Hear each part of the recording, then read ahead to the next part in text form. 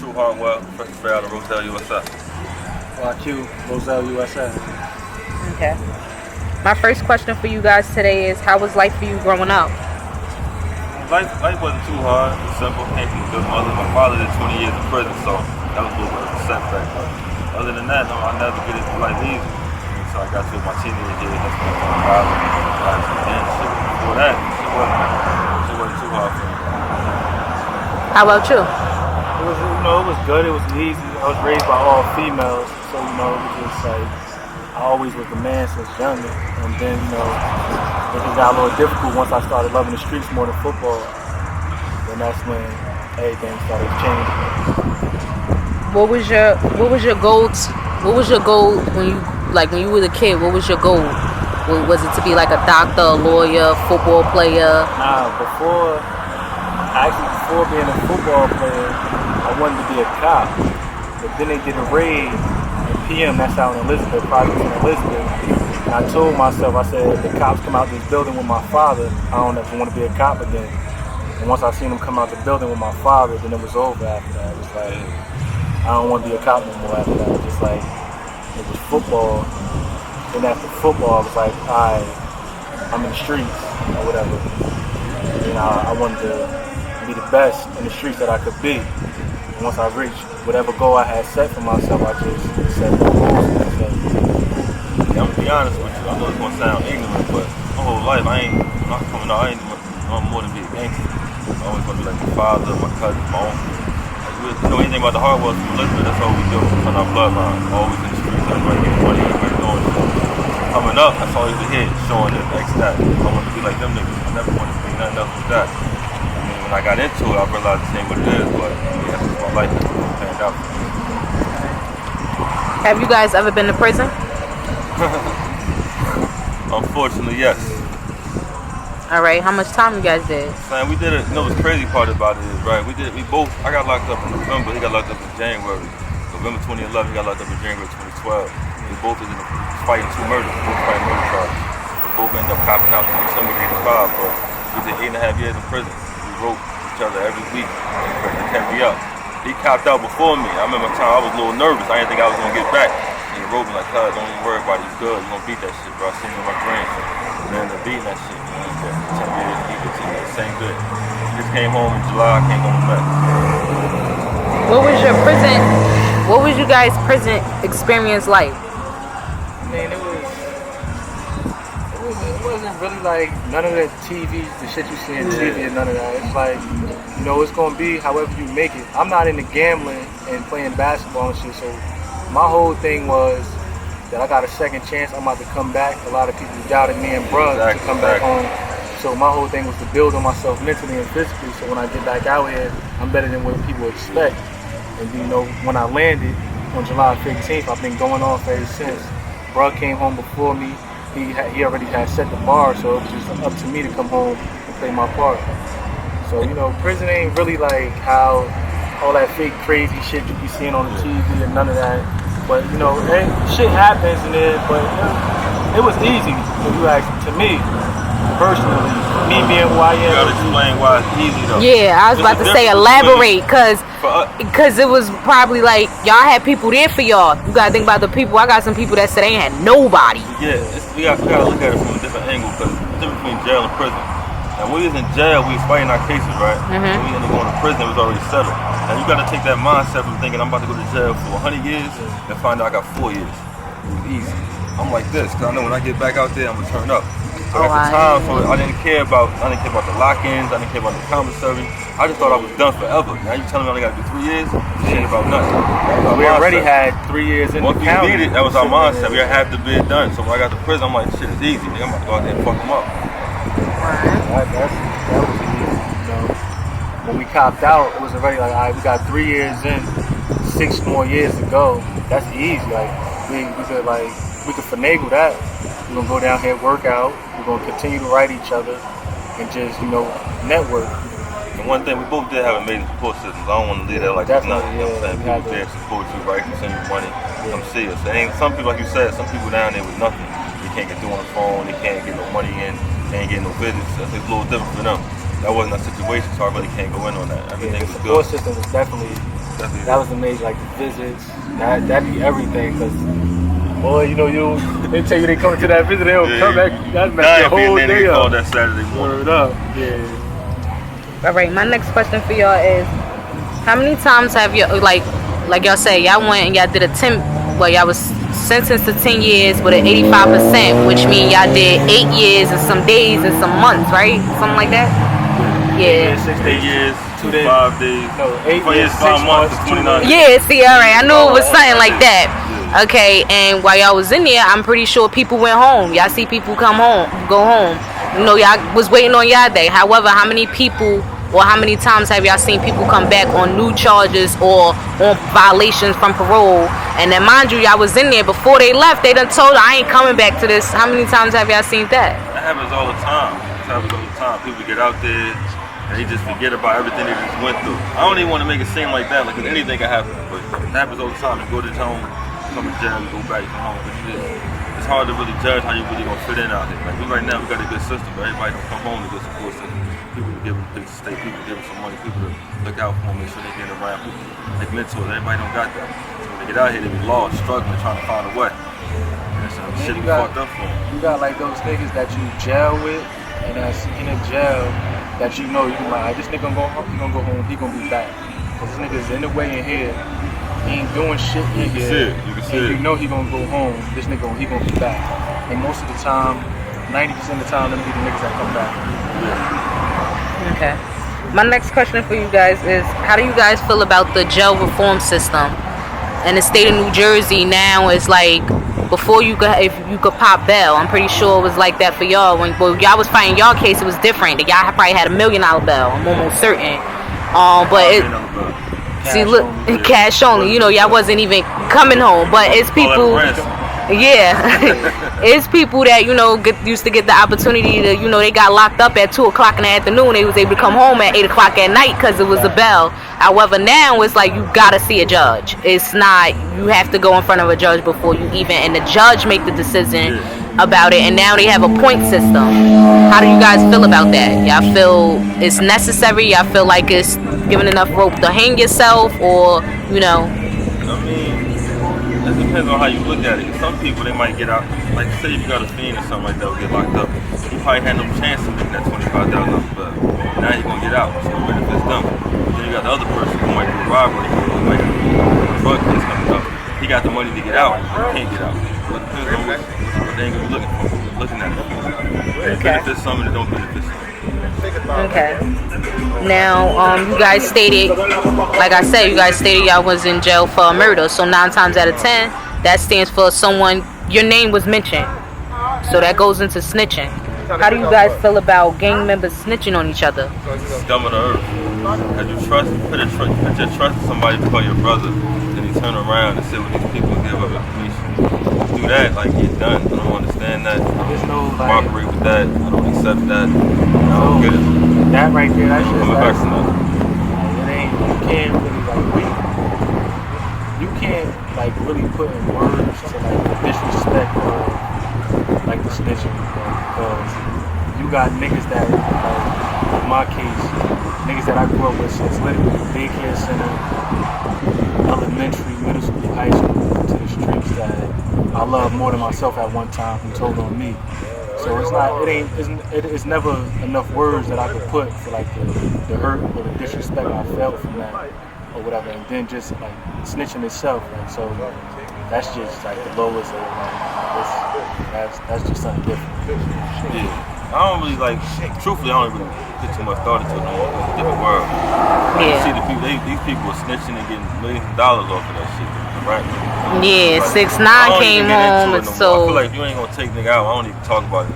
Yeah, but it's a new era though. This is 2020. You tell, you cool, make a song, dress, niggas you tell, whatever. As long as you ain't telling the next nigga, they cool with it. Ain't telling my cousin. We grew up where like that era, like if you told, they know, I don't care who you told on, you could told on my enemy, but you still a rat. Like we don't fuck with you. But this is the era when you could tell on me, and I'm beefing with you. As long as you ain't tell on him, he cool with it. Like so, it depends on like the type of nigga you go and ask this question to. Dealing with. So the value that you put into a nigga snitching ain't even the same. You can tell them get away with it. You see him in the club the other night, popping bottles. Wow, shaking your man's, the nigga you Real go with niggas your know, man, but like, the fake niggas don't understand because it all blends in out this motherfucking league. So I don't really get too much thoughts that shit. So, stay away. Okay, my next question for you guys is, where you see yourself in 5 years? We're in 2020. Life is limitless, man. I don't even live my life with a set schedule, man. I just go with the flow, man. I try to make everything about progress. So I really can't even tell you in 5 years, but I know it's gonna be way better than today. I can't tell you, I can't put nothing on it, but way better than today. That's about it. 5 years, you motherfucker around a statue somewhere. Dubai somewhere. We got to roll in 5 years. We gotta go to Dubai. We're gonna be somewhere crazy. I mean, niggas, we ain't been home that long, and we really like, like we really going crazy. So in 5, we give y'all the same energy for 5 years straight. Like, I can't. It'd be an understatement of where I tell you where it'd be at in 5 years if I told you right now. Because what we doing right now to what we gonna be doing in 5 years, and this ain't even like, we ain't even really start like fully stretching. So yeah. All right, my last question for you guys is, what do you guys consider respecting the game? Respecting the game. It's hard to get that. First of all, I wanted to say that's hard to get that. Everybody don't get that. I don't care if you might have been to jail or you got a certain type of credibility in the street. Everybody don't get that when your face card good. Ain't good. Niggas like pull up. Niggas know shaking your hand. Niggas know what's up when they see you like the Godfather. It's hard to get that. So you really can't even put no, I don't know, man. That shit ain't got no words for it, bro. It's hard to get that shit. Real niggas know they get it when they feel it and they see it. That's about it, man. You really can't say, yo, that's he that nigga. You know who that nigga when he pull up. You know that nigga when he around. You can feel the energy. Yeah, you're going like, right now we go to a different neighborhood or whatever. Us being from Roselle, we go to a different neighborhood. The love we receive from the other niggas who's supposed to be the king of their city or whatever. Energy is good. It's just that energy. Like, you know, like, all right, yeah. That respect is there. Like, the real niggas, they gonna respect you. Just like my emotions are froze, I stitch you. You ain't gonna turn that down? Shit I've been through, made my heart turn cold. That's my cousin, nigga. Nah, he didn't know. I ain't. Give me 1 second. What's good, baby? We gotta keep the beat. We need the beat. We're doing a documentary. Need to back up? I need to go ahead. Turn it down a little bit. You can go down? Yeah, I'll be back there. Go ahead. Oh, yeah, that's fucking fire. God damn. He's trying to pull him forward, level. He was lit. Okay, well, y'all was talking about, I asked y'all the question of respecting the game. So how y'all feel about that? You just gonna say it over only because I gotta edit that part? Not the whole thing. I gotta edit his part. So that's why, like, he was talking. I didn't see him. I'm still going. What's the name? I'm still film this though. That's why your best footage, just don't know it. Nah, I'm still gonna film this. Like, I'm still film out here like this your event. So it, like, gonna all go with it, showing that you know you doing something positive. Like, people won't be having car washes. It's the hood. So, like you were saying, what does respect the game mean to you? What? It's like, it just, respect the game is anybody. It's like respecting the rules at all times of the game. Like, no matter the situation, however the card is played, you want to respect it at all times. It don't matter, like, if you live the shit or not, I'm going to stand on the shit. This is the shit I signed up for. So, I'm going to always respect it. And, you know, just like the real niggas, the authentic niggas, the throwback niggas, they know, like, the real niggas, like, you know. So at all times they're gonna respect other real niggas. These new school niggas is different. They just a whole different type of era, a whole different energy. Like, I can't speak on it because that's not my era. I'm with the throwback jerseys and shit. So authentic. Whether we on a yacht, Dubai, some bad bitches, or whether we in a motherfucking holding cell with nothing, you gotta stay true to who you are, stay the same person. Whether you up, whether you down, it ain't gonna change. It's come with it. It's gonna be wins, it's gonna be losses, it's gonna be ups, it's gonna be downs. You remain true as respecting the game. You know, if you take that risk, take that gamble, nigga, you know what's gonna happen. If you go hard with it, you be on top. You stand on anything you believe. That's it. Stand on all that shit. Everything you talk about, whatever you signed up for, whatever you yelling, you stand on that shit. No matter the odds against you, however it is, you just stand on that shit. Respect it at all costs. Like, hold your shit up. This shit right here for my oodles and noodles babies. His mom was smoking crack while she was pregnant, so he can't even help that he crazy. He going to jail, it's inevitable. For real. Ain't had nobody to give me no hope. I hope my mama ain't doing no coke. I used to wish that my daddy was living. I had a dream that I seen him a ghost. I used to end up when I went to school.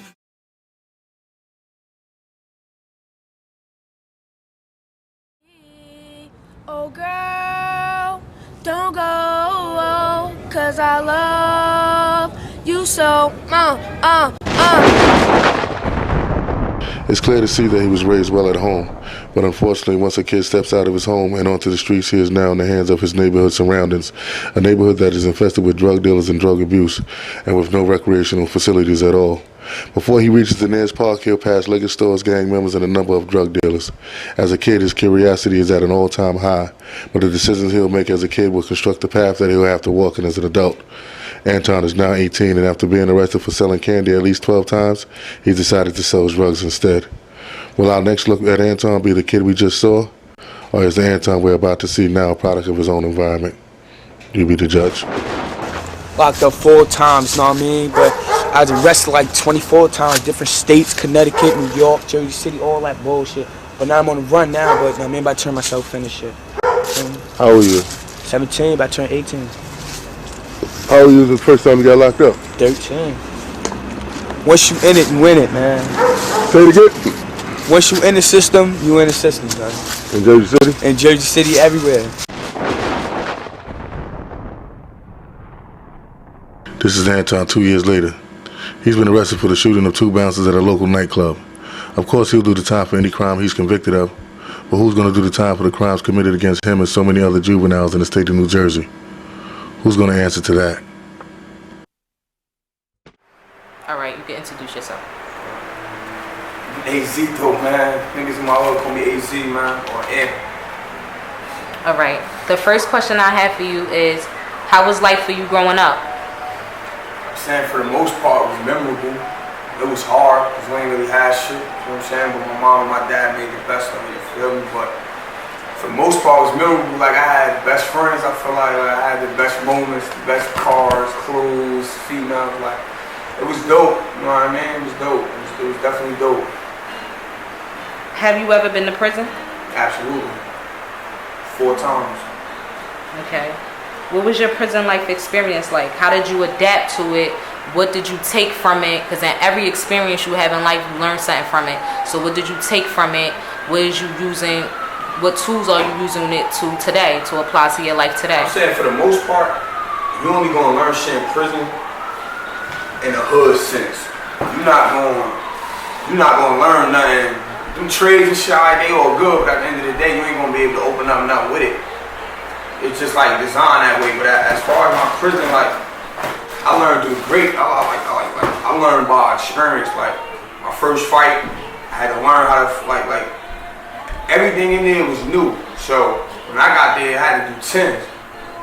I just learned as I went. Like for the most part, anybody that was downstate for me, and every prison I went to, like I made every yard, like had everything I needed, like. So prison is about who you is, like ain't about who you affiliated with, what town you from, what city you rep, none of that shit, man. That's who you is, like. And I'm a G, so I was good. Okay.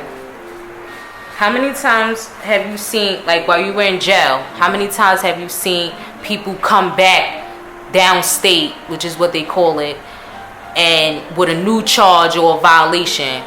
How many times have you seen that? Well, for me per se, I violated 4 times, so just in my sense, I went back 4 times on parole violation. But that shit is a revolving door, like parole hitting you. Ain't giving you no dates unless your first time locked up, or unless you told you a fuck nigga and you done did some corny shit, or you working with SID in there, like that's it's all up to what you choose to do. You feel what I'm saying? Like police out to get us. So if you doing anything frivolously and you playing around with it, your ass gonna get jammed up. I know that last trip was my last trip, so I leveled up. So. Okay. My next question for you is, how do you feel about the jail reform system? I don't know if you know, it means like in the state of New Jersey, they talking about the 65%, they talking about Earn Your Way Out Act, the bill that they were supposed to sign. Me personally, that jail is jail, man. Once they get you in there, man, it's hard to come out. Like, on a day, I've been on 30 days today, like, just even getting released, it felt like that shit was fake. Like, I ain't getting released, like, cause there's so much secret indictment, so many niggas working, so many CIs, like, once you get in there, it's so hard to go out. So I just tell niggas just to be on point, man. Be aware, man. Niggas in the streets, they ain't aware. Be aware of what you doing, man. Okay. My next question for you is, how do you feel about gang members snitching? A lot of people is in jail due to someone telling or for something that they was actually involved in. Saying like we call them now, niggas is rat goons, like not raccoons, not rats, rat goons, where nigga put it in you and nigga do a drill, nigga spin your block, hit you, soon they get back for that shit. They tell me, nah, cause they killed he, and they, cause when we, come on, man, when we do that shit out like, none of my niggas, that's why I'm glad, a little bronchitis off the weed smoke for y'all, but I'm glad I got my niggas, like, I'm glad my niggas is my niggas, like, anybody know that ROC shit, that ABO shit up there on Jack shit, none of my niggas folded, my nigga.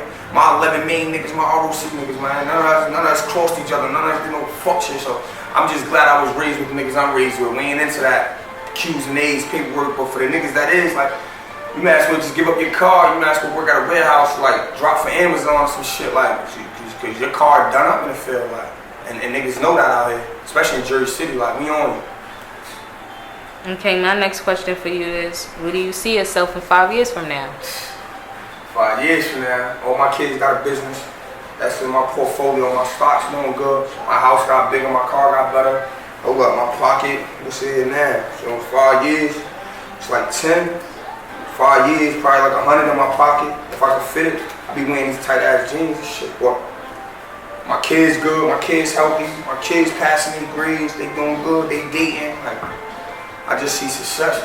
You know what I mean? And for the niggas that's praying on my downfall, for the niggas that got my name in their mouth, fake acting like, you know, they gonna try to like work it or fake pull up, I swear to God, I'm gonna give you 33 in the face. And that's from me to the camera, I'm gonna give you 33 in the face. So you better come correct. All right, my last question for you is, what do you think respect the game mean to you? My brother got that shit on his back, like, so. And my man Ray, his last words before he passed, like, you niggas got me, y'all niggas need to stop crying, like, I respect the game. Like, the game ain't even the game no more. It's just you gotta put your team together and try to win the chip. Like, me and my niggas, we back to back champions. So, as far as our game, we respect it. We know the rules. We know what not to do. We know how to maneuver. Like, well, as far as the other game niggas playing, feel like they playing like Canadian League shit, like Arena League, like whatever niggas do, they choose to do. Just know that shit catch up to you. And calm as a bitch. You might tell on the nigga doing some fuck shit you told you got nigga all that time, and your kid might come out with one arm. Calm as a bitch, so you just gotta be on point. Like, I'm a real nigga, so I live by a different code, like me and moms. All right, would you like to give out any shout outs? Yeah, shout out to the Bill on Jackson, man, the foundation, man, the oil, the mud, the ROC gang, nigga, that MGN shit, nigga, everything, nigga, from the 199 to the 41st side, to the OGM, all that shit, you feel what I'm saying? Like, all my squad, like, nigga, up top, nigga, like, we here, nigga, hill niggas, nigga, like, and shout out to UK, like, you doing big names, like, we respect you already know how we coming, like, we family, like, so, I appreciate you, and I want you to win, point blank period. Thank you.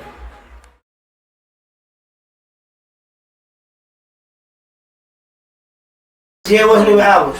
You feel me? It wasn't either one of ours. A nigga snitched on us, and that nigga somewhat lit in people's eyes right now. Yeah. You feel me? It was his, and he told niggas it was ours. We in a whole nother car. You feel me? It wasn't ours.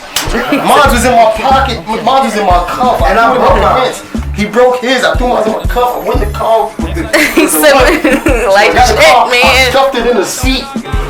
Oh, y'all niggas be really chilling. You dig me? Y'all niggas be thinking real fast. Yo, you dig me? I stuffed it in my seat because when they pulled up, I had to throw it in my. I just threw it. And they couldn't with my cuff. So when they cuffed me, they searched me. I ain't had none. Yeah. They searched me. He ain't had none. They just like, you two go. We like, for what? You feel me? He like, Mom, was there? We see him. We in the car looking. They got the evidence. We looking at him with the evidence bag. They over there in the car. Like, we looking at him. Me and Lando. My shit already in the seat. I'm looking. We looking now, my yo. We looking, bro. They come to the car like, yeah, y'all going. Which one of y'all wearing this? No, that. Which one of y'all wearing this? Right? Quiet. You feel me? Hey, wearing what? You feel me? And Londo don't say shit. You start riding. Londo like, it's mine, yo. I'm like, you like, nah, you ain't want to say it before. That's real nigga shit though. Come on, bro. But this is our second time. Yeah, like you say, he just came home, so you gotta like. So now I'm hustling. You feel me? I've been chilling for a minute now. Now it's winter time and shit. Fuck that, I'm hustling. You feel me? You say that, they like, nah, fuck that. You ain't doing that. I'll take it. Well, I don't have no charge, so he took me. That is how it go too. But it's alright. And that's sad because it was none of our shit. Yeah, that's how fuck. Yeah. It was none of our shit, and it's like you took him. I claimed it, even though it wasn't none of ours. Yeah. But you gave us a choice. Yeah. Cuz can't go back. Just can't go back. Yeah. I don't got no charge. So I know my chance of me doing the bid is slim. Yeah, real slim. Probation, whatever. Yeah. Right lawyer, get it off. Yeah, exactly. Cause it be like, nah, let's do the fingerprints. You get what I'm saying? Exactly. Gonna so get off. I'm cool with that. They was like, nah. Ran his name. He was like, nah, he got no charge. And we was in a bullpen together. It was like, well, come on. So I'm like, what? He's like, come on, you going home. So I looked at him, like, what the fuck? I'm like, yeah, that's my shit. He's like, man, come on, we charged him already. Let's go. Real shit. Real shit. I was mad as hell. I was arguing that he was telling me to go ahead. Yeah, cause I was like, arguing with them like, hey, that's my bro. We both can't go to jail. Yeah. So I thought about it like, nah, I don't got no charges. He just came home. I was just taking it. Yeah, some niggas wouldn't have did that. Niggas be like, niggas come home. That. Yeah, nah, he could go back for a little minute. They probably give him, add on with the probation. The parole. Yeah, a lot of niggas are scared of I haven't jail. been in prison, but I have been in jail. I've been in jail in New York City, Hudson County. I've been in jail in Maryland. That's the worst part of jail I've been in. But it wasn't like so bad because I'm a piece of person. You know what I mean? So, I've been in jail in New York. Same shit. When you open your mouth and you talk, people gonna judge you by your answer. You know what I'm saying? Who you from? It might be far-fetched, but niggas get the Cut you up right there, bro. I ain't really love letting niggas from Jersey. So whoever you think I am, Yeah. I am. It's like nobody cares. He phone home, Yeah, ain't nobody there. He just I mean, How long you been in jail? Just regular time? like months though, like almost close to a year on the phone. And then just like drugs, and like nothing heavy. No, I know what you mean. Three drugs,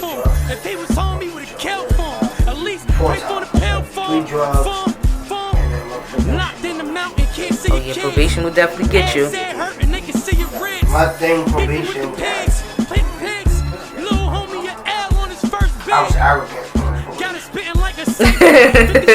Because it was like I was doing good, money was right, so she wasn't let me do it because I wasn't doing community service. Oh yeah. None of that shit like that, so I was like, man, I got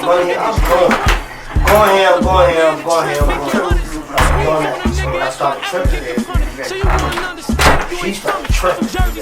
I started like, you know what I mean, tripping and all that shit. She started tripping, and then it just was like, she called me, I violated, this is when I got locked up in Maryland. I violated, and then I called her. She was like, I should leave you at the job, I'm not telling the marshals to come get you. I sat in there, calling up to the courthouse. That's what you shorty did? No, probation officer. Probation officer.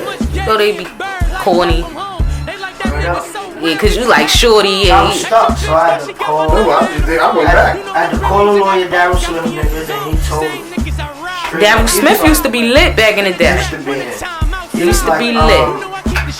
He was like, yo, Definitely not lit anymore. He's like, why you got 5 years probation? Your first offense.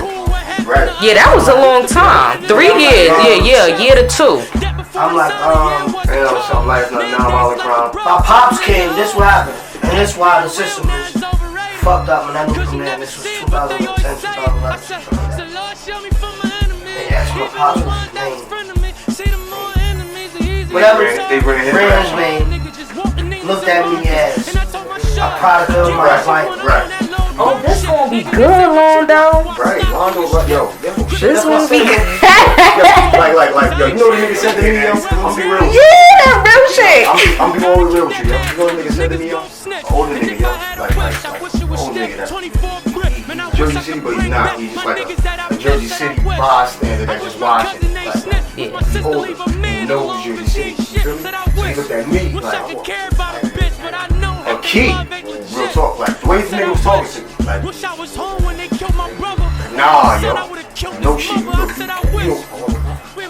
the way you are to the people of when you are, where you from. You feel me?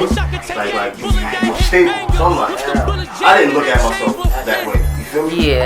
Until he said it and I really like Daughter, yeah. chewed it up and Marinated it and was like, alright. yo, this nigga's he's right. Not yet. You feel like I said, me and him, been outside. How we call I don't care. Cause you gonna put it together anyway, right? Yeah. 40, you know, I work with 40. I know 40. That's not editor. You can't roll weed up and shit. You should drink. No, yeah, you could drink if you wanna. If you wanna, I'll stop so you can roll. Oh, I know. And then we, you know. So what you were saying though? But like we've been like me and him rather. I look at we were born in a certain time. So from that certain time, we were born in a certain time. We were able to be outside to get the tutelage that we got.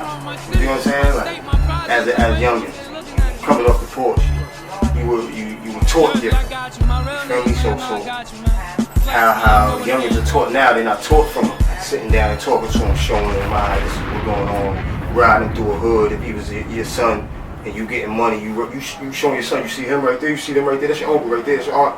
He says, don't fuck with niggas like them, you see them, they over here, You dig what I'm saying? Yeah. Like, painting that picture for the kid for later on when they see certain shit, they can know how to react. You know what I'm saying? Yeah. That's not being taught. Everything is straight right here.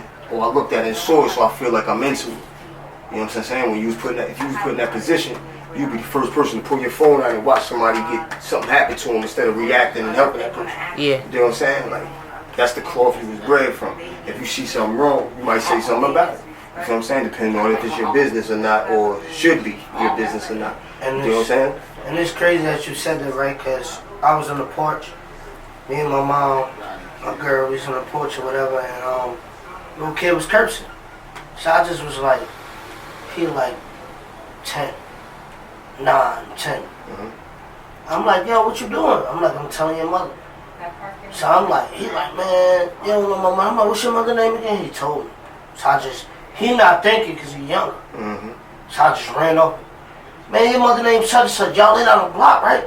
But I'm just fishing. And he like, oh shit. But it's kids, people that don't do that no more. No. They'll walk past and be like, you seen? Man, you could be walking. You seen Kayla's son down there?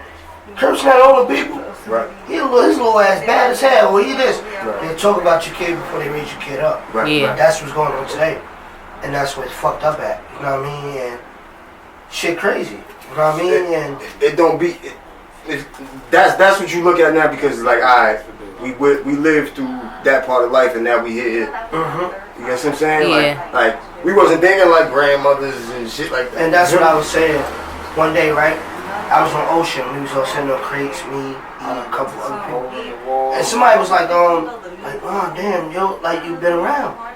And I was just saying, and I'm like, I was a part of all three eras. I was a part of the era before me. Cause God bless them, my godfather Reggie and them. Born at a certain time, you know what I mean? Like I was with them. They was doing what they do. Like my godfather, God bless their Reg from Carteret. Like he had bags of money coming in the house. Me being 9, 10, 11, learning how to count through him. You know what I mean? And then after that, you got our era. Right. Then after that, you got this era. Yeah. But we still in the age where though we seen all three and we still maneuvering to be. You know what I mean? Like we in between all three eras. Our kid era, when we seen it, when we seen like the Mitch, like we was around like the older people, like the people that we read about, watch movies about, shit like that. Either their career just ended or almost ended. We was alive for that. We was alive for that. So when you see certain shit like that, you realize like, damn, he got caught with all that money. Then now we grown up, we see somebody else do the same thing. Now it's our era. It was their era, but we was a part of their era because we watched their era. Right. You know what I mean? So now now we past that. Our era. Now it's our era. 8th grade, high school, we doing what we doing. Now our era is over. Feel what I'm saying? But the people that's right above us, they still doing what they doing. That started when we started, but they just was a little older. You know what I mean? Yeah. We started 12, 13. They started at 16. Right. You know what I mean? Yeah. But far as we just came off the porch. We humping. They hustling. Right. But we part of the same shit, but we not doing the same shit. Yeah. You know what I mean? It's all, you're a product of your environment. Yeah. Period. Whatever your block doing, that's what you're doing. You grow up around robbers, that's what you're gonna be. You grow up around stealers, that's what you're gonna be. Right. You grow up around niggas getting high, that's what We you're grew gonna up be. around hustlers. We grew up around hustlers. A lot of And them niggas that don't want block. to get flogged. And then our parents was there. You know what I mean? They might have gave us a hard time because we had hard times growing up. We got what we wanted, but we had punishments. We had, you can't leave off the porch. Right. Kids don't got that today. Right. You know what I mean? Like even governors today, I lost 2 brothers with this 6, 7 months. Right. You understand what I'm saying? With this year, like 6, 7 months. Not taking that from my mother. My mother was the greatest mother because she gave us everything. Anybody can say that. Pam took care of them kids. But at the end of the day, they had way more leeway than I did because of today's world. You know what I mean? She older. Yeah. They getting a little older, but they in the mix with what's going on. So they got the good home. They could go home and eat. But when they go outside, it's a whole different story. It's a whole different story. You know what I mean? And that's what a lot of people don't understand. Like, and people always say, like, yo, Rondo, you don't talk to your brothers. I could talk to them, but I can't live for them. Right. Because I'm working, I'm grown. I'm trying to do what I'm trying to do. I'm still helping them out. And I still gotta live, but they doing what they want to do. You understand what I'm saying? So the whole thing it don't always be what the next person doing. Right. It's what you doing. Because when your mind made up, your shit made up. Yeah. Your shit made up. That's like you telling your bitch, I ain't gonna cheat, but you know deep down in your mind, you got some shit down the block in the parking lot waiting for you in the car. Right. You know what I mean? When your mind made up, that's something that nobody can change. Right.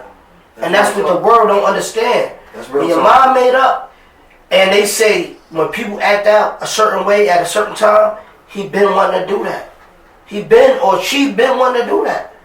It just wasn't the right time. Yeah. Like, It was built up and then it just, you know what I mean? Like Trump. Trump got money, he been wanting to act stupid. But he was so business minded that he didn't have a chance to. Now he free. Yeah.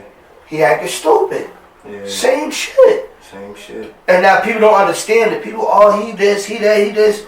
Nah, he just like the kid down the block, but he just got a little bit more power. That's it. That's all it is. That's all it's about. That's all it's been about. That's all it is. But people can't understand that part either. You feel me? Because that's a different part of life. That's a different part of life that some motherfuckers won't ever touch. You feel me? Some niggas won't ever touch that, bro. Right on. You know what I'm saying? Niggas don't get outside that box. You won't come out. You won't leave. You won't leave outside that 3-block radius. You feel me? 5-block radius, pardon me. We'll say 5. You feel me? You know what I'm saying? Because niggas beef with niggas around the corner 2 blocks away. You know what I'm saying? For no reason, whatever reason. That shit was never like that. That's your family. You understand what I'm saying? You won't even know it. You know what I'm saying? You feel me? But it's crazy and it's fucked up. But it's like nobody's there to teach them that. You feel what I'm saying? Like you said, we was there the 3 eras, right? You know what I'm saying? I'm a little older than you, so I had to. Yes, you were there. You feel me? As well as me, because I our family was there, so we was in them living rooms and saw those people come through them doors. Yeah. You feel what I'm saying? So we knew who's was. Before we even went outside, we knew who's was. You know what I'm saying? So these kids now don't have the tutelage for that. They don't have that funnel to know who's. You feel me? So they come outside straight. That's the meaning of straight off the porch. Yeah. You straight off the porch. No, we was sitting in that doorway watching first. You dig what I'm saying? Yeah. I ain't fresh off the porch, dog. I know what's going on outside a little bit. You feel me? Before I even went up and down the block. We stepped off, we was prepared. Exactly. You feel what I'm saying? So like the name of the game now is to, be better than. You feel me? Instead of fitting in. You feel me? Because like the fitting in was cool. Like, you know what I mean? Because there was a lot of corny niggas that was fitting in. You dig what I'm saying? Amongst the elite. You dig what I'm saying? So now it's a bunch of corny niggas with no direction. You ain't got no leaders. Yeah. You feel me? Y'all knock the leaders off to be the leader, but don't even know how to lead. Yeah. If that makes sense. It does. Like you don't even know how to lead, yo. Like, cause I've been outside. Being a team player is the best way to win the game. Right. Being a team player is the talent warrior is important. Because if you leading all the time, somebody blocking your shot, so you got nobody to block it up, what you gonna do? Right. What's next? Nothing. You lost. You trying to dunk, but you ain't got nobody to pass the ball to. What you gonna do? You lost. You keep dunking and nigga keep blocking your shots. What you gonna do? You lost. You gotta pass it. You lost. Let that man play his position, help you out, push you, you get back on your feet, and you go. Right. Some niggas don't know how to be, and it's sad to say, it's not even a following situation, but it's looking up to the right direction. Right. Some people don't want to look up the shit. They just want to feel like, oh man, I don't gotta listen to him. I'm stronger than him. Right. Physically, not mentally. Right. I'm stronger than him. I beat 5 niggas up down the block. But you don't know shit when you come up here. Right. You don't know shit. I gave you $10 to count. You took 2 days to count it. Right. You know what I mean? And that's what people don't understand. Like, it's the smallest shit that'll get you far. Right. It's cool with playing position. Like niggas think hustling wise, right? Alright, if you want to be the hustler, right? You want to be the big man on the block getting all the money, right? The nigga You give me the work, I'm bottling it up. I'm bottling it up. You pass on that. When the money come back, you pay me, I'm cool. Because without me, you can't go outside and hustle. Exactly. I have no problem with bottling the work because I'm still going to get paid just like you going to get paid. Exactly. You know what I'm saying? Like, that's the difference. You feel me? I didn't have a problem with hustling for a nigga. That was my mindset. You feel me? Hustling for a nigga was my mindset. Like, I'm good with going on a nigga block that got a flow and he going to give me the work. And I'm going to make $100, $200, $300 a day. You feel me? Real quick. Alright, that's good sneaking money and keeping, you know what I mean? Yeah. A day, you feel me? I hustle 3-4 days, I'm good. You feel me? Niggas still like niggas ain't think like that. You know who, like Meech, rest in peace Meech, my brother, you feel me? He taught me how to flip. You feel me? I just go down Marion, I'm a hill nigga. You feel me? I'm on the block, go on the nigga block and hustle. You feel me? Give me the work and that shit. You feel me? I was good with that. You know what I'm saying? Make my money stack. That was cool with me. You feel me? I go down there with him, he got a whole different flow down there. I ain't no project hustling. You dig what I'm saying? I'm from the hill where cars go by all day. You feel me? Down there they chilling. You feel me? Money come to them. I didn't know that. You dig what I'm saying? So he taught me, no, I'm thinking go to the square and buy some Timbs. He like, nah man, I'm gonna get some bricks. You feel me? Oh, alright. You feel me? He taught me how to flip and go by get work. You feel me? Londo always used to have niggas in pocket. You feel me? Yo, niggas always give him work. He come to me. You know what I'm saying? Yo, what's up, yo? We got this, I got this. You know what I'm saying? And we hustle together. We eat together. You feel me? Like I said, when I came home, he put me on. You feel me? He told me don't hustle. That's real talk. I'm older than him. Nah, chill. He hustle all day. Come on, we go to the mall and give me Air Force Ones and shirts and shit. Alright, tell a story. Yo, alright. We used to be chilling, tearing All-Stars, Cachets, whatever you want to call it. We used to be tearing it up. Cachets. Bro, this 2006. This we ain't gonna mention All-Stars. Cachets. Cachets. They used to call it Cachets, you feel me? This 2006, 7. Yeah. I'm fresh home. I just did a year in the county bid. You feel me? Right. Line Liddy like, yo, you outside with me? I'm outside with him every day. I ain't hustling none. He hustling. I'm just outside with him. We chilling. You feel me? And like I said, party going on, it's lit. Party go on. We in the club, we get in the cars, we lit. Niggas buying shades, $100 shades, $200 shades, shit like that. For no reason. Break them that same night. Real talk. You feel me? We buying bottles of Moet. Shits was $60 at the club, shit like that. In the club. Feel me? We get it for 60. Real talk. The regular, like yo, on everything. let me tell you something, man. Rondo. The regular Moet was $25, $28 in a liquor store. Mm-hmm. $60 in the club. $65, $75 in the club. Then the Rosé came out. The Rosé was $45. Right? Right. I was buying them shit. Yeah, that's why we drinking Alizé and Rosé right now. Shout out to Marjay's. I used to buy Rosé and was too young to be in there and get kicked out. Word is born. Real shit. And had to give my bottle away every week. Until I got my name. Like, not even my name, because my name was there. But it just was just one guy that used to be a dickhead. That used to, me and him was the same size and he was a grown man, I was a kid. I'm good. So I was doing what I was doing and he ain't respect gangster. And he used to put me out. You try to play Londo out, you feel me? Like I said, I was already old enough. Shout out to Bug though, you know what I mean? Shout out to Bug, shout out to Bug. Yeah, but the other nigga, you know who the other nigga. Shout out to Joey and Bug, but the other nigga. Yeah, they used to try to play Londo out, you feel me? And they used to spend money. Yeah. Like, ain't nowhere that I went that a motherfucker ain't know me. And yo, I ain't hustled for like a year because of Londo, bro. Like I came home and lived on Londo, bro. Real shit. Not on no like he begged me, nigga. No, because he told me to. I'm telling him, chill. You was locked up. I had free time. I got my money right. You hang with me. Everything. So whatever I do, you doing. And ain't no. I'm not going in there buying a bottle and sharing a bottle with him. Right. I ain't buying a bottle. He's getting one too. Right. And whatever we eating tonight. And we little niggas, basically. Yeah. You feel me? We little niggas. We ain't driving nothing. We ain't. You feel me? Right. We laughing up in my man DB car. Word is born.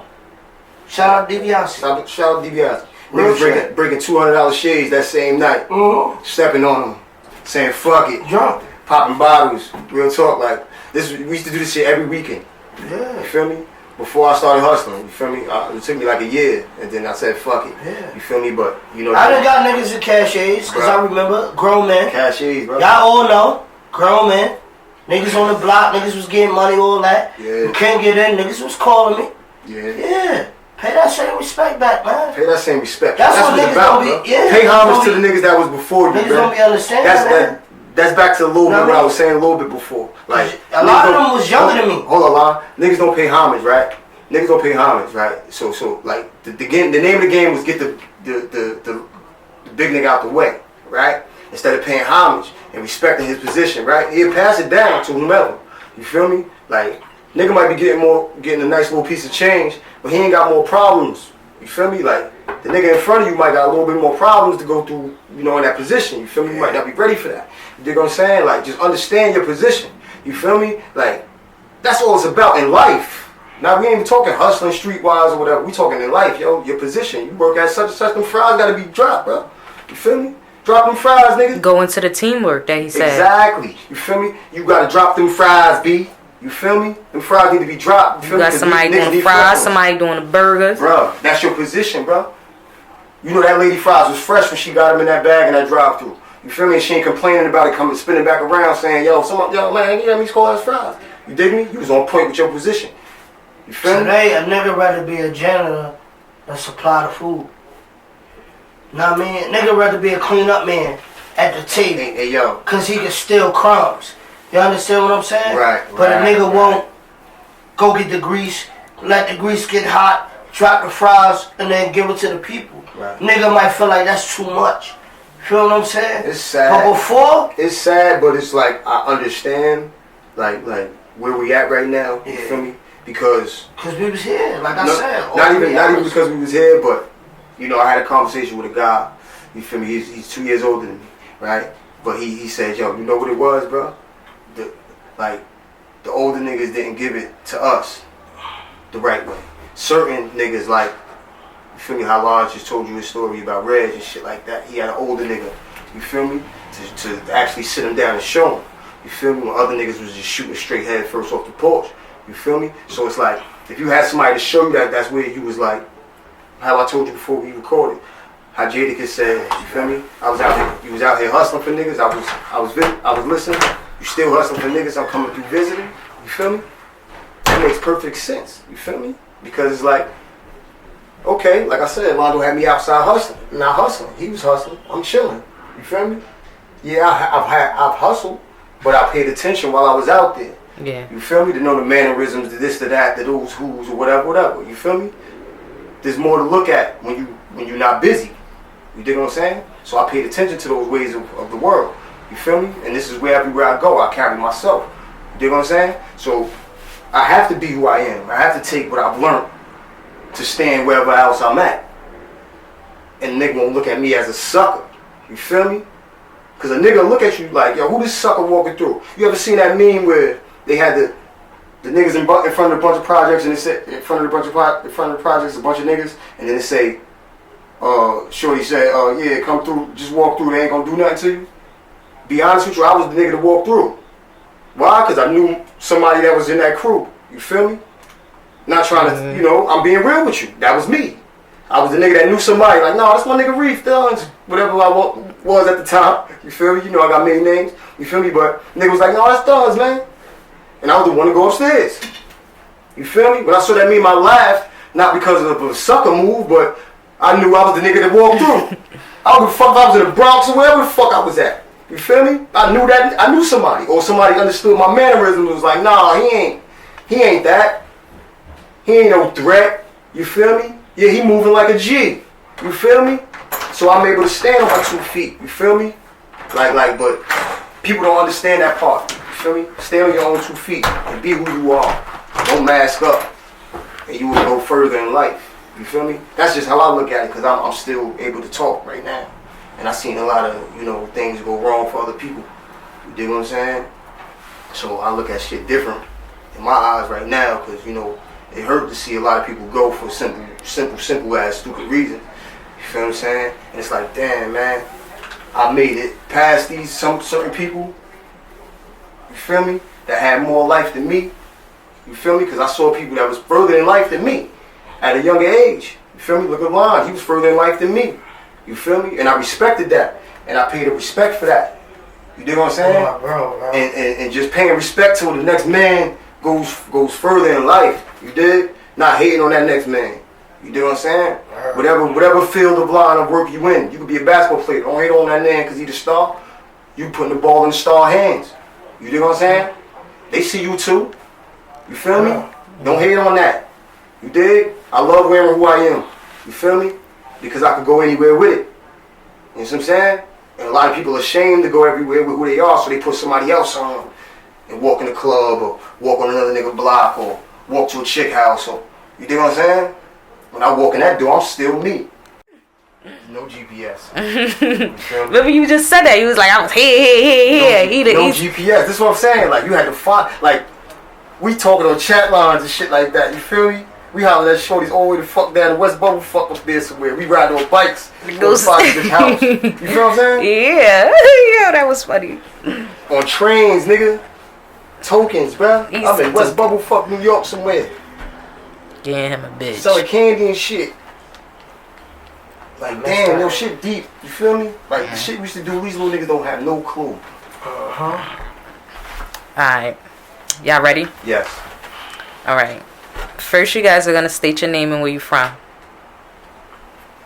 Alright, my name Londo. Everybody from Jersey City know me as Londo, from downtown to the hill to the projects. Know me as Londo. Some people know me, the clubs know me as Little Daddy. And then my newest people and my oldest people know me as Liddy. I'm from Stegman to Ocean, between Ocean and Garfield. That shit'll never change. Been there all my life. I ain't going nowhere. Even when I'm not there, I'm still there. Word. That's it. I'm Strag Thuns, Thundercat, Reef, whatever you want to call me. You know, I have many names, you know what I mean? I'm also from Stegman in the White Hill area. You know what I'm saying? You can also, you know, associate me on some Marion Gardens for my brothers or whatever, you know, later on in my life, you know, but I'm a Hill native. All my life, you feel me? I moved to many places and always back to the Hill. Steckman is my birthplace. You know what I'm saying? And that's who I am. Okay. My first question for you guys is, how was life growing up? Life was good for me. Like, I had both sides of the fence, gangster and gentleman type of lifestyle, if you want to say. Because my mother, she brought me up on like, made me wear shoes and shit when I wanted to wear sneakers type style. You feel me? Just cause like she wanted me to be different, and you know, I didn't understand that until later on in life. But like, I always wanted to be like, you know, the street kid, basically. You know what I'm saying? Cause follow street kids or whatever. You know, she moved me away from Jersey City. I always gravitate back. You feel me? So I grew up on both sides of the fence. You know what I'm saying? Because I go to my grandmother's house. My grandmother let me go outside with E-Dub and run the streets. When I'm home, my mother, wherever we be in Elizabeth, East Orange, Irvington, wherever she moved me to, I be on punishment, and you know, so I grew up good. Same here. I grew up good. I can't complain the way I grew up. Like my pops was outside. You know what I mean? Like my pops was outside, he was doing his own thing, and he was a gangster. Like he was different. Like, as far as growing up, like everybody growing up was either like, as far as I knew, like even in my area, no matter who it was, like either was working or somebody was taking care of you. And my pops like he get his the way he need to get his. Right. Like he was taking it like from your girl, your man, whoever it is, like, and he was a stand-up guy. Shout out to Sting. He ain't never telling nobody. He always been 10 toes down. Mm-hmm. You know what I mean? And he him. Mm-hmm. And he a cool dude though. Right. He a cool dude though. You know what I mean? It's just that I'm gonna say this, right? Because I might get deep in the stories later down the line. My pops never was a fucked up person. He just wasn't there because he did jail time. Some people be saying people be fucked up because they missed, you know what I mean, missed out. Yeah. I understand because I'm a street nigga. Right. You know what I mean? He ain't stopped wanting to be in my life because he like, fuck me. Yeah. Because when he hit. Right. You know what I mean? But the thing is, he was doing shit to go to jail. Right. He did robberies. Like, he'll rob you. Like back then, not now. Back then. Not now. But back then, like 88, 87, all that shit. Even when I was first born, he did like an 8-piece. Like, I ain't seen my father in so long. Then he came home, went back to jail. For another 5-piece. So like, at least to like 2088, probably to like 89, I'm gonna say to like 2007. So he did so he was going about out of your life about 20 years. 20 years. This is the longest he been home. How long you been home? 4 years. Dang. Since I can remember.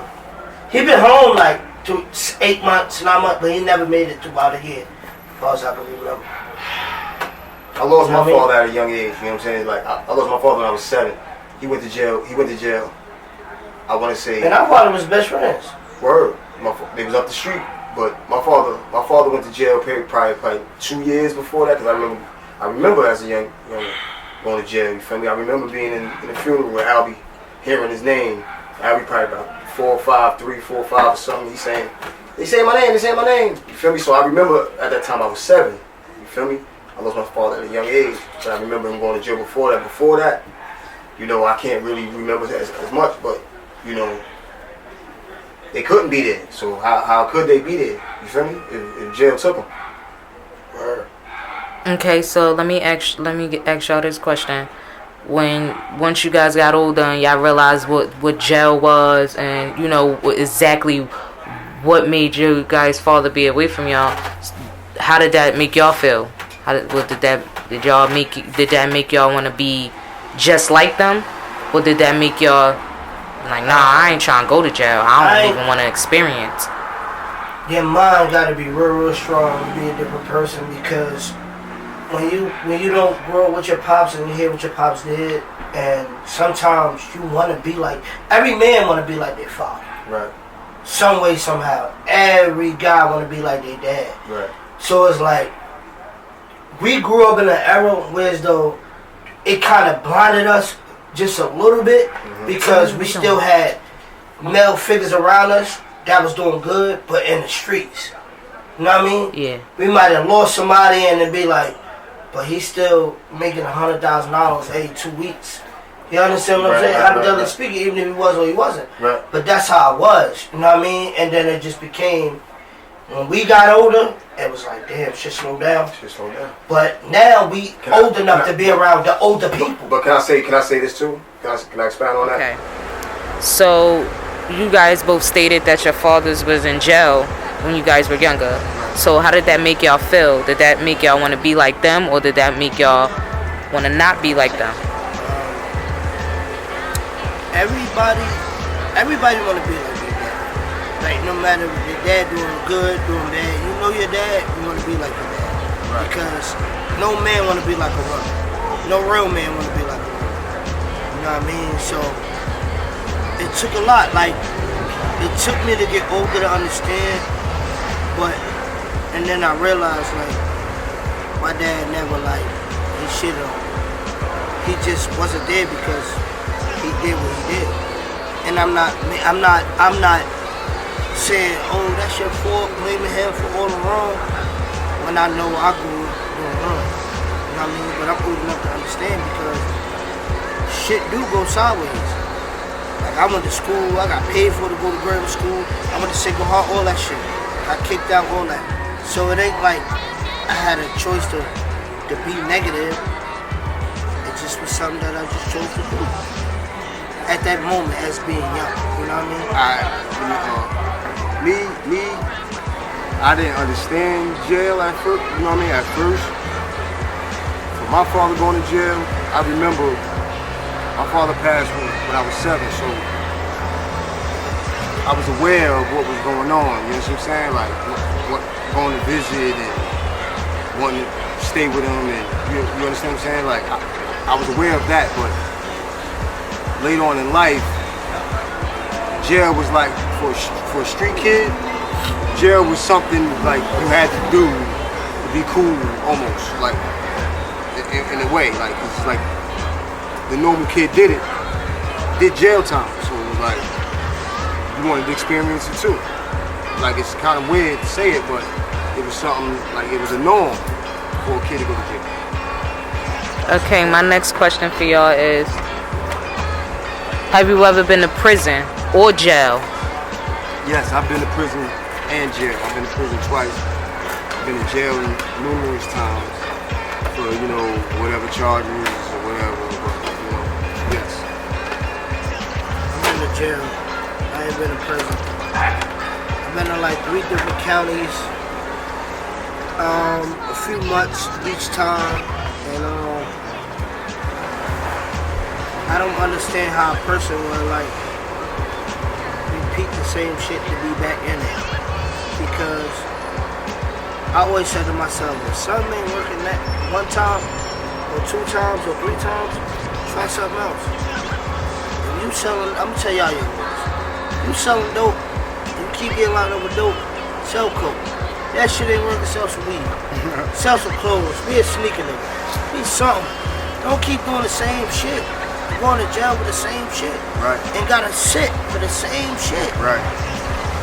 Just like how it's different rates of drugs, it's different situations the way to get money. Right. Hold on, wait. I've done a few county deals, right? Over 5, right? So with that being said, that's not cool. It's not cool. It's not cool to be in that county. It's not cool to be in jail. It's not cool to be like, yo, I was locked up for such and such. I got bailed out. You know what I'm saying? It's not. You know, it's stressful. It's not what you want to be. It's not cool to be around a bunch of niggas that's there for whatever reasons. It's not. You know what I'm saying? Prison, neither. It's not. I understand. You went through what you went through and had to go through what you went through to be who you are. But jail is sometimes a part of the plans because we are black. And sometimes we can't escape it. But jail ain't it, man. straight like that. All right, so y'all see what's going on in the world today as far as with the police officers and what they're doing to African American men. Have you guys ever experienced anything similar or have dealt with any? Tell that story that time when they ran down on us. I had multiple stories. Tell that time when they took your money and shit. Yeah, like I had a story. I've been in a situation where though we just was chilling, and then police ride up. Mine was me and him outside. No noise going on. We're not hustling. We're not hustling nothing. We just chilling. We just chilling. Ain't even drinking. We just chilling. Sitting there. I think we was waiting for somebody, right? We was waiting for somebody. We was waiting for somebody. Police pulled up. I had a situation where though matter of fact, I'm about to put his name on it. There's a nigga that they call Carl Winslow. He's police. Everybody in the hood know him. He black. He dark skin. He look like the nigga Carl Winslow. Right. From From Family Matters. Family Matters. Steve Urkel in that. He ran there. I had about 700 in my pocket. No over exaggerating. No nothing. Like I don't want to make it seem like I'm putting on for the camera, whatever the case may be. But this when money was coming crazy. He pulled up. Everybody pulled up. They asked questions. They left. He stayed. He gave me a hard time. I was telling him like, yo, I ain't doing that. I'm just waiting for somebody. He pulled Londo arm back. He put my arm back like this. Londo on the side, like the back passenger, the back driver's side. Yeah. Behind the driver's side door. I'm on the trunk. The white cop got me. Carl Winslow got Londo. You feel me? So he patted him down all crazy and shit, but he got his arm all crazy like this. You know what he pulled my shit up. So I'm like, yo, chill. You feel me? He got probably like some other nigga that just was standing there talking to us as we was waiting for somebody to pull up. You feel me? So he got his arm crazy, hurting him or whatever. Like, oh no, you know what I mean? So we like, yo, chill. He not chilling. You understand what I'm saying? So, you know, after they leave or whatever, it was like 2-3 cars deep. They leave. Lionel chilling, we chilling. He look, we get in the car. Our friend pull up and we get in the car with him. He look at his pockets. Nah, that's before I get in the car. Before you got in the car? Yeah, when we was like when they pulled off, and I'm like, man, them niggas doing some bullshit. And I checked my pockets, and the money was gone. He took all his money. He took all Lionel's money. Took all my money. Like searched me, no drugs, no nothing. Hemmed me up and took my money. Word up. Real shit. That's the only police I ever really had a real problem with. I've had many. Besides getting like chased and then of course because I was in the wrong. I was in the wrong. Do drugs and got, you know what I mean? Yeah, driving without license, you know. Yeah, shit like that. But not doing nothing, like really getting hurt and then really getting taken advantage of. Nigga took my money. Yeah, I witnessed that. I was there for that. So that was him and him together. I watched him brutally push his arm up. Carl Winslow. I'm like, He eventually got fired, I believe. You feel me? You know, he needed that. I've heard that. He needed that. Because he was doing a lot of reckless activity. Yeah. Carl Winslow. Probably like 2000, what that was, 2009? Yeah. 2009, right? Yeah. 2009. Okay, my next question for you guys is... Oh, hold on. Before you get to that, let me tell y'all something, right? And this is a situation that I've been talking to him about that I've been wanting to address. Every police officer is not bad. You can hear him? Every police officer is not bad. I've been through bad, I've been through okay, and I've been through the niggas that just doing their job. I'm a hood nigga. I'm not never on no paperwork. I'm not in no situations. I'm not none of that. I am Alondo from Stagnant the Ocean. Everybody know me from Kerry Woods on to Hoboken. So don't think I'm saying some bullshit because I'm about to take somebody's side, right? It's police as human beings get frustrated, and then it's police as human beings that's racist. Y'all gotta know the difference. Stop putting everybody on social media because, oh, they're a cop, they doing something wrong, whatever the case may be. Nah, it don't work like that.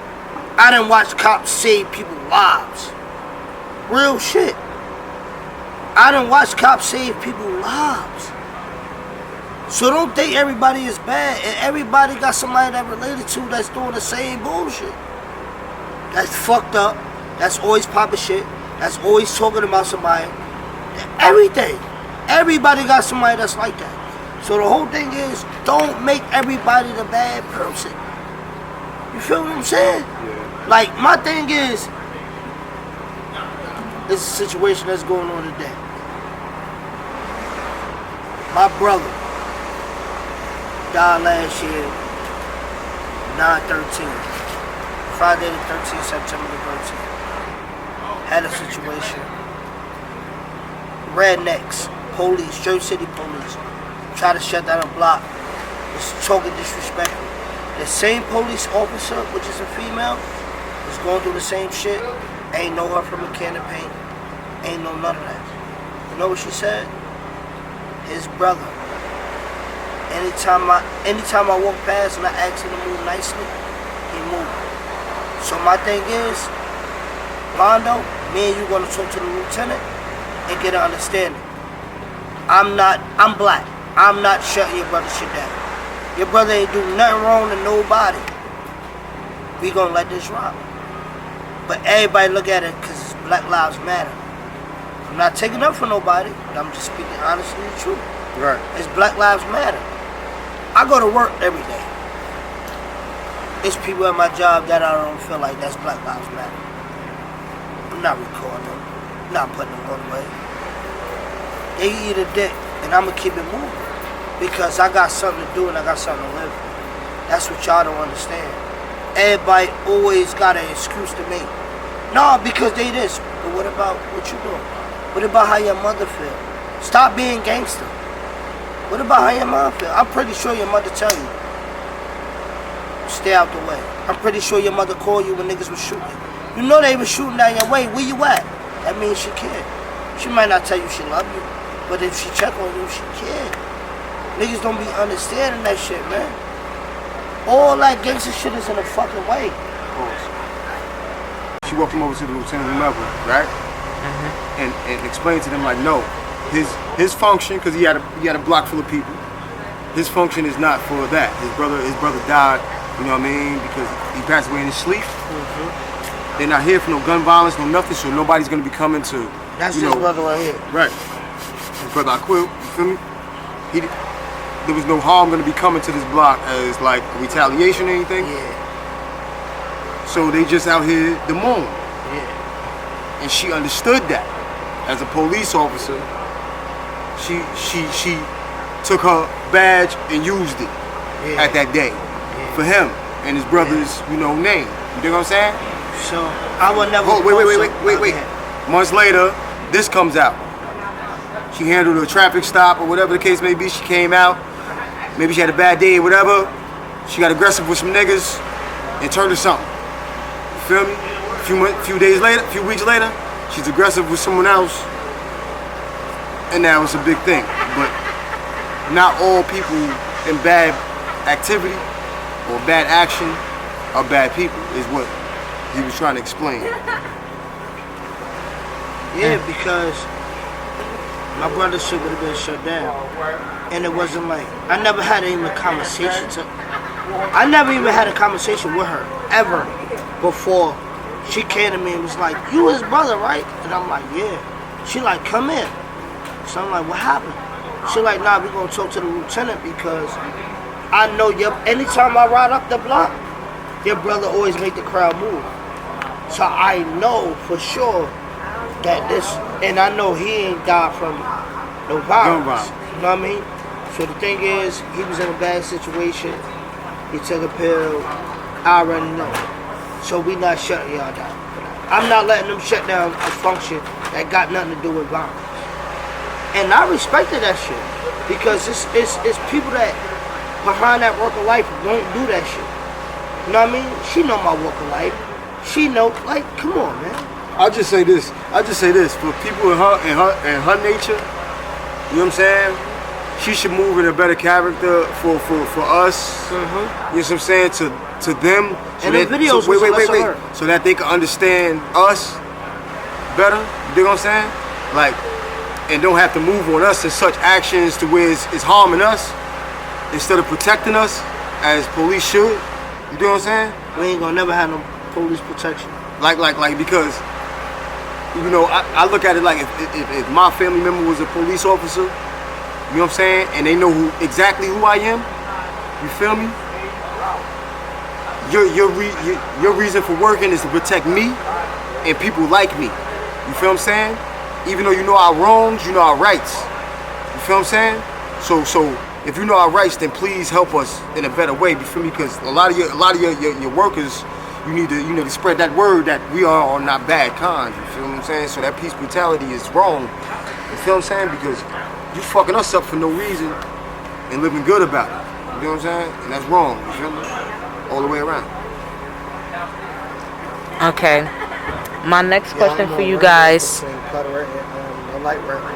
down. That's D-Ray. You lucky that 40 could edit this. Nah, I'm just messing with you. This I'm gonna tell you guys this real quick. You guys been my best interview. I like that y'all keeping it 100. I feel like y'all not lying. I feel like y'all telling me real shit. It ain't like you like, yo, you get what I'm saying? No. I can't be nothing but myself. Yeah, and it's like, this is shit that me and him talk about daily that we need to address. We talk about this And all you the just time, bro. Like I didn't know you was coming here. I know he didn't. I didn't say nothing. Yeah, he didn't. Like I He knew I that was gonna be type here, of- so let me hit you. Yeah, he did. You showed me that, and I want to say thank you because I had a lot of people up, and I was giving people opportunity I did a movie and I gave people the opportunity. That was dope. Yeah, and people didn't want to be a part of it. So I'm like, alright, I'm doing a This is what I'm documentary. trying to- I'm going far with this. I'm trying to go like we Jersey City I did a and whole episode right between me and my youngest brother that just got killed, right? Because I feel like people don't know our relationship. Me and him wasn't friends. That was my brother. That's the difference. yeah, it is. Your brother and somebody that you could be friends with your brother, but I was never friends with my brother. Right. You understand what I'm saying? Yes. Like my brother was my brother. That was your little brother. Yeah. So he was my mother's son. I was on his ass, but he did what he wanted to do. You understand what I'm saying? My brother even never took pictures with me because he didn't want me in his lifestyle. I like real shit. I got only baby pictures with him. I don't have no adult pictures with him. No adult pictures with him. Wow. Real shit. Well, you know, we from the hood, so that's how everybody know everybody Nah, but I brothers. got You get what I'm saying? Like, I know, like, I knew them was Londa, like, Right. from me living in the hood and me. But now his name is living through his death. Yeah. You understand what I'm saying? So his name's living through his death now. His brother, so it's now his connection is not really there unless it's a baby picture. Yeah. That's real. You feel me? Because it's like we wasn't expecting that, yo. Last time I saw Kim, I went to go see her because of Quill. Which was In a way- 6 months before that. Come on, bro. Pardon me. I probably seen him later after that, but the reason why I say that one because the way his eyes was when I seen him when he was coming towards me. When I seen him that day. You feel me? Glossy. Right. He like was happy to see me. You feel me? And then he embraced me and we hugged. You dig what I'm saying? So that was basically the last time I remember seeing him. You feel me? So that don't,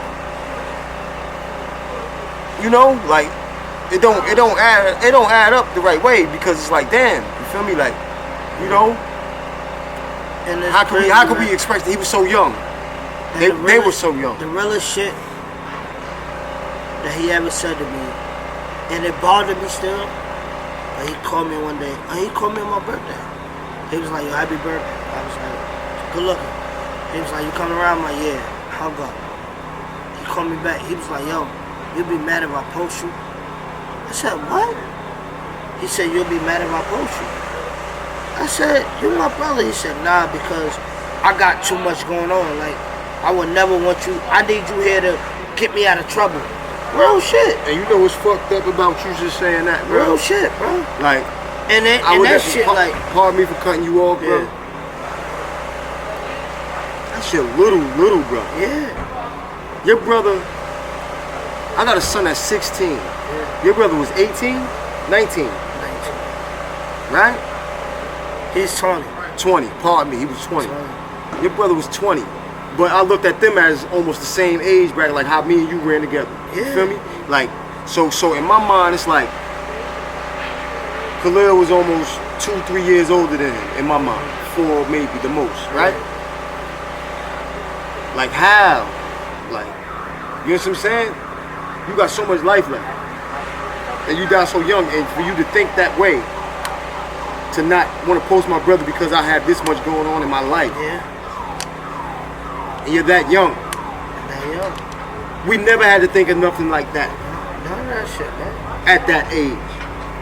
You know, street problems came later on in life. Yeah. You feel me? Street problems came later on in life, right?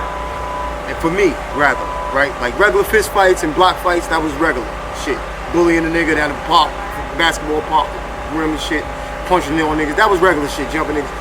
But street problems and shit where I thought I had to shoot a nigga a gun or whatever, it was a real fight, I got jumped, the nigga be jumping it. That came later on in life. Look, my brother died April 4th, right? It's April 1st. Read that. I don't know what's going on. All I'm gonna say is, y'all better be on point and moving right. I love y'all, and y'all know I'm in. Nah, word, we here. I love you more. I love you more, Slime. 050. 3 days later, Kim died. 3 days later. 3 days later. Him? 3 days later.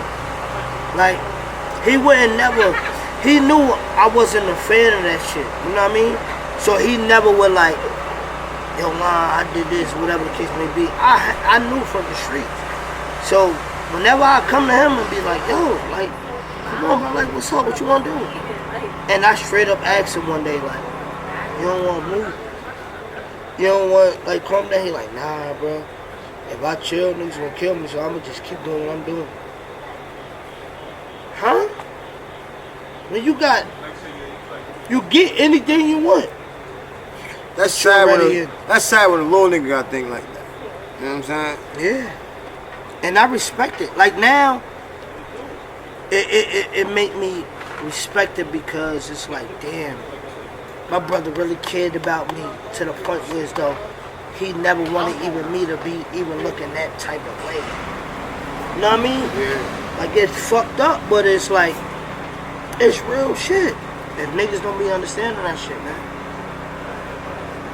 Real shit. Like people don't understand that. People probably just think like, oh yeah, Lionel ain't wild out because his brother ain't. Nah. No, it wasn't. It's not that. That's not the way of life. You don't wild out because somebody died. You feel me? Yeah. You feel me? You wild out. Okay, you wild out. Yes, you wild out for good reason. You feel me? In the heat of the moment and shit like that. Some of that shit. You feel me? But you don't wild out for just because, bro. Like there's no intention, man. Like you gotta think before you move in life, man. You feel me? If you don't think before you move in life, man, you gonna be fucked up. You feel me? You wanna still be out here. Jail ain't for you. Death ain't for you. So to avoid those, you gotta think before you move. Yeah, you can be a street nigga, you can be a grimy nigga, driller, whatever the fuck you wanna call it. You feel me? But you still gotta think My before brother ain't take no pictures with me, bro. You still gotta think before you move. My youngest You know what I'm brother, saying? they got killed. Think No before pictures. you move, man. You can make it far Straight up in told life. So let me ask you this. All right, he stated he lost his 2 brothers or whatever one to Yeah, one of my brothers overdosed. Yeah, overdosed. He popped a fentanyl pill, perk 30. His this one right here. And that's not because I'm wearing a sweater. Because I didn't even know this interview was going on. I just felt good. I'm wearing a sweater today because his anniversary next Saturday. So, other than that, like, he died from a pill. My other brother died from a bullet. But I got another little brother too. He died from, he was sick. He was a sickly baby. He died like 2 years old. So I have 4 brothers. I got 1 brother left. So I lost 3 brothers and I got a sister. So like me growing up, I lost siblings. Like it ain't like just some shit that just happened this year. Like nah, my other little brother, he started it, and then it happened with Quill. Quill died. Darnell, Quill, and then Rakim. Rakim. Yeah. Me, I lost 2 brothers as well. My first brother was Green Bean, Machine, Lafayette Guards. You know what I'm saying? He told me how to play dice. Then Hudson Gardens. Everybody knew him as Green Bean, you feel me? He passed away, he had kidney failure in 2002, you feel me? You know, I also had a brother Meech, Jamil Robinson, you know what I'm saying? Park Street, Monticello, Marion Gardens. He, you know, he died from gun violence in 2013, you know what I'm saying?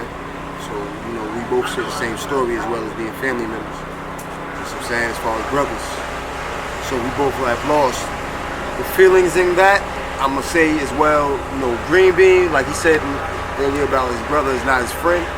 Green Bean was like, it was more than a brother or a friend, it was more than that. Like, you feel something different than a friend or a brother. Like, I can't explain what word it was. The same with me. What do you mean? Like, I still remember that shit like it was yesterday. Anytime I ever play dice, I think about Green Bean because I used to walk around with Monopoly money like it's a lot of money. I used to walk around with Monopoly money, play $2 or $3 over Monopoly money and walk around like it's not because of the people that I grew around.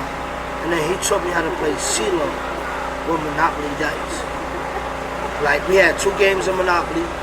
I learned in front of Nanny door. I learned how to play dice. And I was playing with Monopoly money, but he was giving me real dollars. Like, God bless the day, he was giving me real dollars. With Monopoly money, and we was playing... Kidney failure. Yeah. And we was playing with fucking dice. And that's my nigga. I don't know how to play dice, bro. Green was like... I don't play dice. To me, see... I don't gamble. He watched Kim and the Quill and grow up. I watched Kim and the Quill grow up. Like, it's crazy because it's like, I watch his brothers, you feel me, like... A Tuesday night, we partying hard all night. And early in the morning, his little brothers are getting ready to go to school in the morning. Yeah. You feel me? And sister. His little sister was bad as hell and cried all morning. You feel me? Like, real talk, she cried all morning and she come in the room, niggas sleep, she kicked niggas in the face and in his stomach and shit like that. She was bad as hell. Yeah, she was bad as hell. His little sister was the baddest little girl I ever knew in my life. That's because she a tourist. She was just bad for no reason. And then cry all morning, don't want to do shit. You feel me? She don't want to go to school, nothing. But, you know, but I remember that. I watched them, you feel me? I put his game together. You know what I'm saying? And then they came later on in life, so I always was there to see him plus them. You feel me? So that was crazy and it's weird to watch him lose his little brothers. You feel me? He loses his little brother, then his little brother. Right after that, you know what I'm saying? That hurt. You feel me? And people don't understand that, like in hoods and families and communities. You feel me? Like when you lose people that you were close to and you grew up with or and once knew, that shit it do something different. You know what I'm saying? Like, how could people that was that close to you?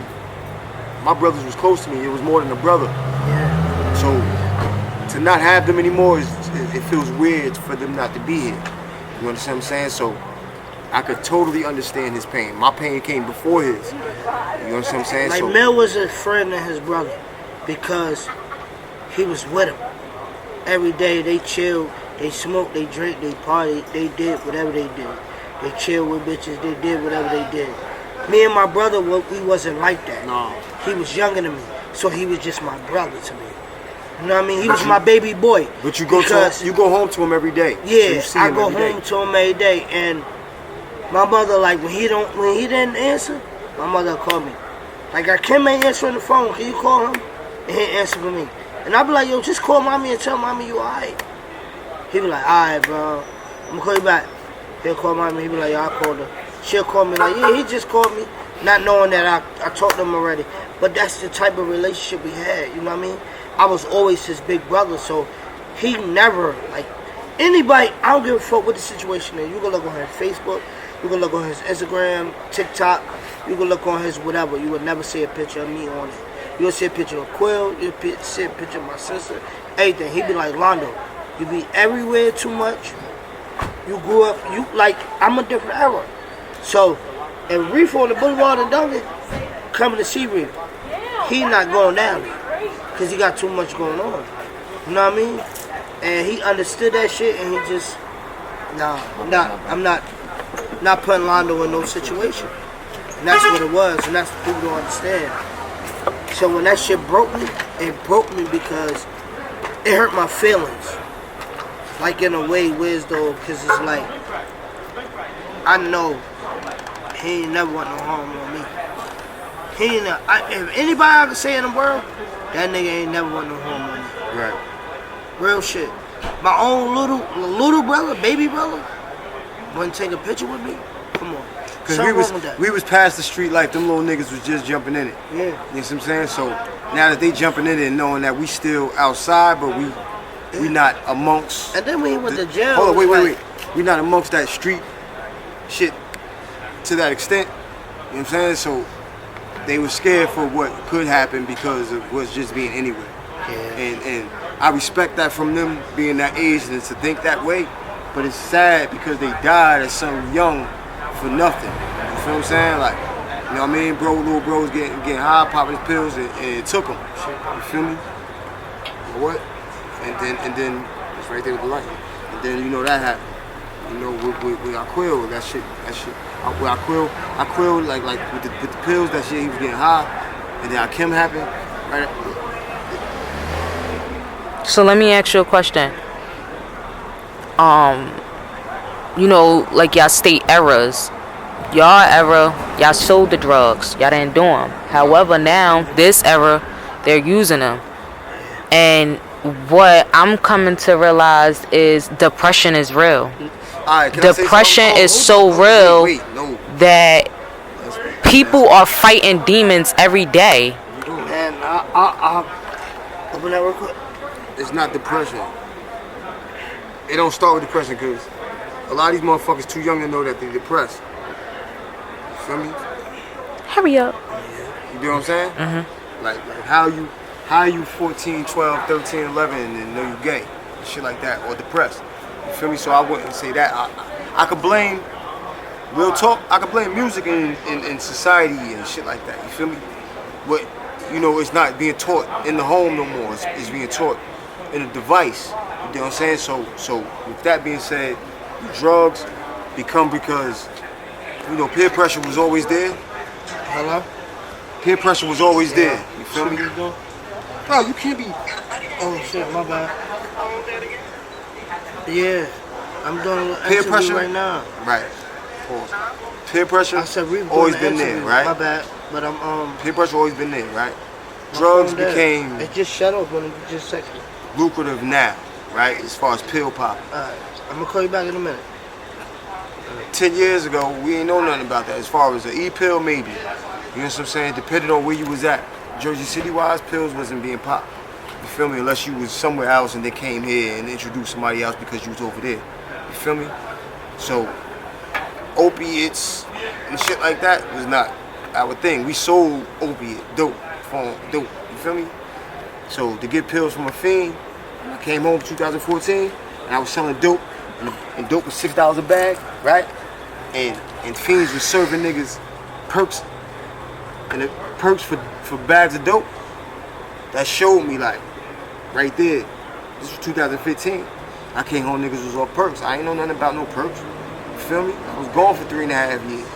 So I come home, niggas like, man, these perks, man, I'm like, whatever. You feel me? I know e-pills. I know ecstasy. You feel me? But I stopped that way even before I went to jail. You feel me? So the drug became that then. Now niggas abused it because it was something to do now in the rap. Real talk, I heard it in the rap. I was in prison and heard it in the rap.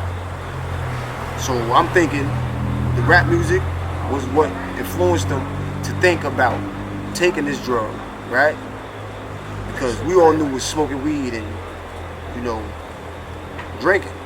So, white powder form, anything white, we thought of selling. Yeah. So now, you know, Molly and shit like that. Molly was a powder form rock and shit. That was like crystal meth looking crack shit. You feel me? I didn't know what it looked like. I was in prison. You feel what I'm saying? So when I came home and saw what it was and I heard this was what they taking, this is the extreme ecstasy, I'm not fucking with that. That shit look crazy. See a nigga with it, it's powdered up. Nigga, I know powder in bottles, baby. So that was not my drug of choice. You feel me? You feel me? So that's real talk for you. You feel me? So drugs, now, as far as them abusing that, I want to say the music did it to him, man. The music and the social media effect, man. And once a nigga try it, he love it. So that's automatic. You know, addiction. You feel me? Because once I tried weed, I loved it, and I'm addicted. You feel me? A little drink here and there. You know, celebration. You know what I'm saying? But drugs, shit. Alright, my last question for you guys is, with facing everything you guys face it in your lifetime, where do you guys see yourself 5 years from now? We're in 2020. Alright, can I say something? Can I go first? Okay. I see myself family orientated, just, you know, relaxed. If not in the motion, at least a year into my business, still working on, because things take time, and family orientated, mostly all of that.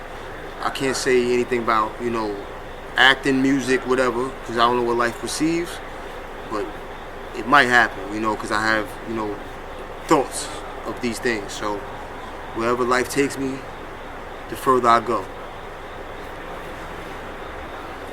Me?